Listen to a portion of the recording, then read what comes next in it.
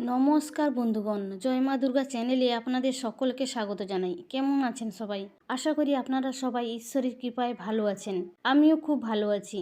আজকে এই ভিডিওতে আমি আপনাদের জন্য নিয়ে এসেছি নিত্যদিনের একটি খুব সহজ সরল উপায় বা টোটকা। বাড়িতে আয় উন্নতি নেই, বাড়ছে অভাব অনটন, তাই পরিবারের সামগ্রিক আয় উন্নতি বৃদ্ধি এবং অভাব অনটন থেকে মুক্তি পাওয়ার জন্য আজকের এই ভিডিওটি সম্পূর্ণ দেখুন। আমাদের প্রত্যেকের বাড়িতে রান্নাঘরে রান্নার কাজে লবঙ্গ ব্যবহার করে থাকি, কিন্তু জানেন কি লবঙ্গের এই উপায় আপনার ভাগ্যকে বদলাতে পারে? চলুন তাহলে জেনে নেওয়া যাক উপায়টি কি।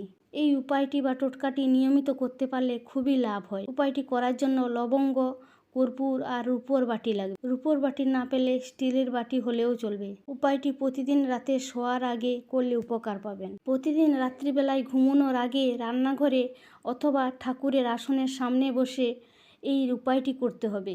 এটি রূপোর বাটি অথবা স্টিলের বাটি নিতে হবে। তার মধ্যে কিছুটা কর্পূর ও দুটো লবঙ্গ নিতে হবে। এরপর লবঙ্গ দুটিকে কর্পূরের সঙ্গে জ্বালিয়ে দিতে হবে। তারপর মনে মনে মা অন্নপূর্ণাকে ধন্যবাদ জানিয়ে আর্থিক কষ্ট এবং অভাব অনটন দূর করে দেওয়ার জন্য প্রার্থনা করবেন।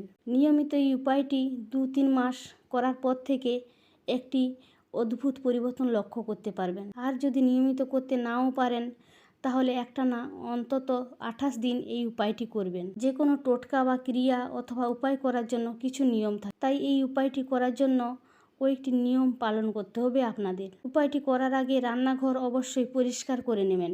রান্নাঘরে এই এঁটো কাঁটা পড়ে না থাকে সে বিষয়ে বিশেষ খেয়াল রাখবেন। এঁটো বাসন নির্দিষ্ট জায়গায় গুছিয়ে রাখবেন এবং রান্নাঘর ধুয়ে মুছে পরিষ্কার করে তবে এই উপায়টি করবেন। এই সহজ সরল ছোট্ট উপায়টি বা টোটকাটি করে দেখুন, উপকৃত হবেন। আজকে ভিডিওতে বলা তথ্যটি ভালো লেগে থাকলে ভিডিওটিতে অবশ্যই একটি লাইক করে যাবেন। ধন্যবাদ।